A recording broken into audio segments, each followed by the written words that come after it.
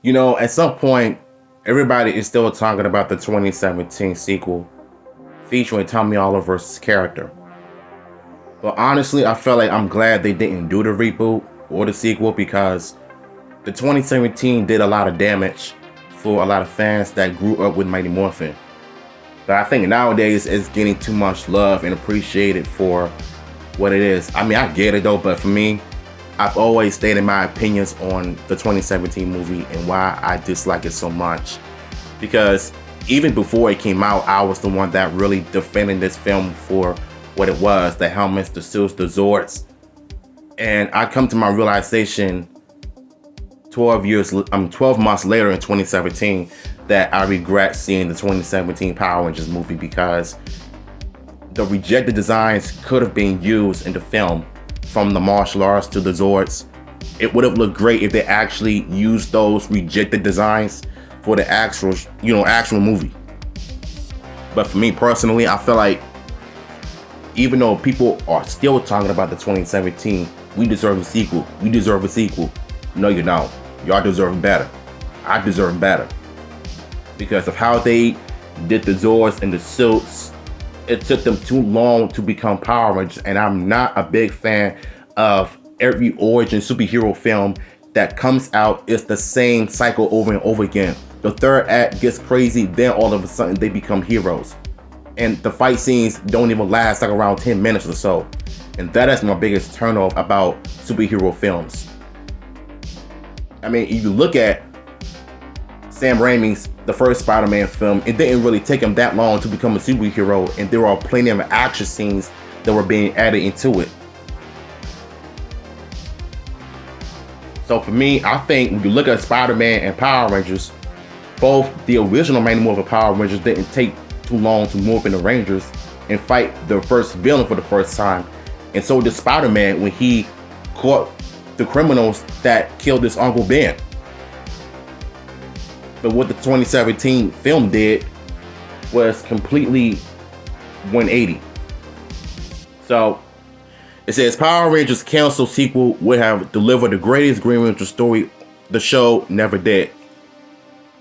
And personally, I feel like, to me, the 2017 sequel would have been great if they didn't try to call themselves adding a female Green Ranger in the sequel, because now I feel like you're just insulting our intelligence and try to replace all men just because we were the ones that dominated the franchise first.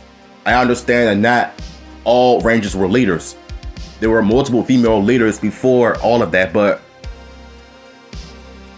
the thing about it is that the 2017 movie, it was a complete waste of time. It should have never been made in the first place if you're not gonna do a perfect adaptation of Mighty Morphin Power Rangers. And that is why Hasbro, Jonathan Antorsa and them are gonna reboot Mighty Morphin once again and do it right this time. And so I don't want to hear in the comments they're not gonna do Mighty Morphin. It's gonna be new original team. If it is going to be a new original team, make sure that it's done right, because I said that I was going to give it a chance. But if it ends up being much worse than I thought, then I'm no longer going to be a Power Rangers fan anymore. I'll just stick to the classics. Power Rangers 2017's ending teased Tommy Oliver's introduction into the sequel that never happened, which would have added an exciting new spin to the Green Ranger story arc. 10 years have passed since the last Power Rangers movie by the time Power Rangers 2017 arrived in theaters. The film, which was a Mighty Morphin reboot, featured a new cast reimagining the events of the show's first few episodes, from the Rangers' origin stories to the fight against Rita Repulsa. Based on the Power Rangers chronology, the next major saga to be adapted would have been The Green with Evil. The Power Rangers reboot only grossed $142.5 million on a $100 million budget, killing any chances of a sequel. 7 years later, it is safe to say Power Rangers 2 wouldn't happen, and that any new film in the franchise would not be tied to the Power Rangers 2017 reboot. Despite its poor box office performance, Power Rangers 2017 is widely regarded as an inspiring representation of the Mighty Morphin show, honoring the original characters while also making them more complex. Imagining what Power Rangers 2 would have looked like is bittersweet, even more so when considering its potential Green Ranger introduction. Power Rangers 2017 post-credit scene revisited the school's detention, where the story of a Breakfast Club inspired movie began. The teacher taking care of the students calls for Tommy Oliver, who was missing from detention and never appears on the screen. However, Tommy's jacket is shown, and it is a green one, between Tommy Oliver's name drop and the green jacket. The Power Rangers movie made it clear that the Green Ranger will appear in an eventual sequel. Unfortunately, Power Rangers 2 never happened, meaning the Tommy Oliver tease was never paid off. So it was a waste of time, so they wasted his character. There was no better possible sequel hook for a Power Rangers movie than a Tommy Oliver tease. Tommy's introduction changed Mighty Morphin Power Rangers forever. Facts. Introducing the show's first evil Green Ranger and delivering one of the coolest tokusatsu villains in the history of TV. From action figures to t-shirts, the Green Ranger became one of the faces of the franchise. It would inspire other Power Ranger storylines for years to come. Tommy Oliver's Power Ranger story goes way beyond its Green Ranger run, but the importance of Mighty Morphin's evil Green Ranger cannot be denied. Even those who are not familiar with all the Power Ranger seasons will likely recognize the Green Ranger, whose unique, I can't pronounce that word, includes the Dragon Shield, the Dragon Flute, and of course, the Dragon Zord. Therefore, it was easy to predict that the Power Rangers movie reboot would capitalize on the possible introduction of Tommy in the sequel, similar to how other superhero movies will tease a major villain or ally in a post-credit scene. Power Rangers will likely have been front and center in the Power Rangers 2 story, which could have adapted the Green Redeemer saga off the big screen. No Power Rangers 2 ideas or story details were ever revealed, which makes sense given the sequel was never officially greenlighted. Still, considering that the plan was for Power Rangers to kickstart a cinematic franchise based on the Mighty Morphin Power Ranger characters, it would only be natural for Power Rangers 2 to adapt the Green Ranger arc.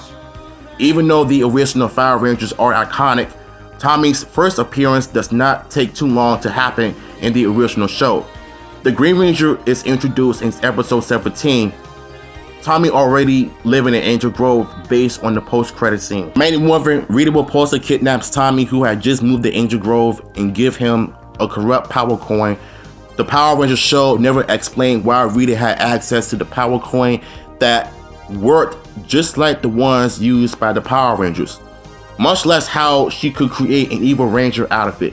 Boom Studios Power Ranger comics did address this issue, yet there are no necessarily canon to the TV show. Regardless, Rita Repulsa was the original Green Ranger in the 2017 movie canon, as revealed by the film's something. Rita Repulsa being the first Green Ranger of the team that also included Zonon as the original Red Ranger would have added a genius spin to the Tommy Oliver story. Rita would have had much more personal connection to Tommy, not to mention how the creation of the Green Ranger would make a bit more sense compared to what the TV show did. While Power Rangers 2017 had problems, especially regarding the lack of action sequences and the device costumes, the movie's slower changes were all very creative and could have led to an amazing alternate Power Rangers universe. Now, the reason why it lacked everything is because it was not Power Rangers, because I feel like, to me, if you want to make a Power Rangers movie, make sure you add martial arts action. And I think the 2017 failed a lot of it. It was too much of character development. We know about the Rangers' origins in the 2017, but the thing is, what they failed to do and capitalize on is add more martial arts fights. And I think what Jonathan and Twistle and them need to do if they want to establish and reboot the Power Rangers franchise heading towards Netflix in 2025, which is next year, hopefully, I think what they need to do right now it's just add the martial arts action, because if you want to make a Power Rangers movie, it has to be in it. Much like how they need to just make the Zords bigger.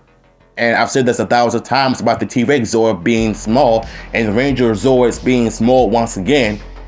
It's like, I feel like in America, I feel like in America, they're known for just like having smaller things to make a certain length. So that way, if the monster grows bigger, so does the Zords. Especially the T-Rex Zord. The Power Rangers 2017's opening sequences is actually the first and so far only appearance of the Mighty Morphin Green Ranger in the theatrical movie. Tommy was already the White Ranger in the 1995 Power Rangers movie, whereas the Turbo film saw him as the Red Turbo Ranger. The late Jason David Frank did have a cameo in the 2017 reboot, but as an unnamed citizen of Angel Grove and not Tommy Oliver. This new Tommy would have been Rita's successor as the Green Ranger, adding another layer to what was already a great dynamic in the original series. The fact that Power Rangers 2017 didn't receive a sequel is disappointing. No, I'm glad it didn't, because it was trash by itself, and becomes even worse considering that Power Rangers 2 would have certainly introduced Tommy Oliver. The story of an evil Power Ranger would easily defeat the main heroes, but it later saved by them is incredibly cinematic.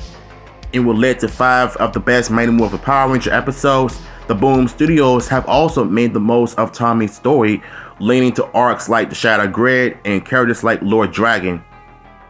These are all elements that Power Rangers 2 could have explored, but honestly, I feel like they had all of that opportunity in the world to just create something better for the reboot. But instead of doing that, they just wanted to add their own original take, and you already know how that turned out. Recasting Tommy Oliver would not have easy, but seeing a new actor bring something different to such an iconic character would have been exciting. The design of the Green Ranger suit will also have been fascinating, to say the least, as it would likely have Rita Repulsa's original suit, but with the addition of the of the Dragon Shield. Lastly, a reimagining Dragon Zord could have made one of the coolest kaiju in movie history if done right. Power Rangers TV future is promising, but a theatrical movie sequel would have brought something different to the saga. I mean, I would disagree on that though, because I feel like I said, the 2017 had plenty of opportunities to get the movie right, but it just didn't. It wasn't Power Rangers, you know what I'm saying? And there's a reason why it fell on its own, because it took too long to the Rangers become Rangers, and the fight scenes were just boring to look at, especially when they were first introduced to Zordon and Alpha, to Trini have her little so-called fight with Rita, the lack of unmoored fight scenes, and not to mention the lack of Power Rangers and Tokusatsu action alone. So, yeah. It would have been cool if they actually did a sequel, but personally, in my opinion, I'm glad they didn't, because I feel like the sequel and the movie deserved a lot better. The fans deserved a lot better. All of that marketing was the waste. And it was too many Krispy Kreme references everywhere. And it got so bad to the point where I just turned it off. And you know, a few days ago, I just rewatched the 2017 Power Rangers movie, and I forgot just how bad it was. You know, and it was too many Krispy Kreme product placements being added to this movie. I think that's what killed it for me for the most part. I was like, I'm never watching a Power Rangers movie ever again if it was made by Lionsgate. Even though Lionsgate brought like E1, so there's a possibility that they're gonna probably do it like a Power Rangers reboot. Even though if it might be Mighty Morphin, then they might have to do it right this time. You know what I'm saying? So after this video, I'm gonna work on a video that really should have everybody talking of how they will rewrite the Power Rangers movie. You know what I'm saying? Their version, their take on it, but if you listen to my take on it, if I were to write a Power Rangers reboot, because I've already done old videos of that in the past. But for the sequel, I think once you understand where my points of where I'm coming from with this, I think chances are Tommy Oliver could have been the most important character. A martial artist that had a background story. The show never done that. The Boom Studios barely even did that, but I like what they did with his version of the comic. But to me, my version would have been a lot better, in my opinion. So, what's your thoughts on this, man? Let me know in the comments down below. Links to the article will be down as well.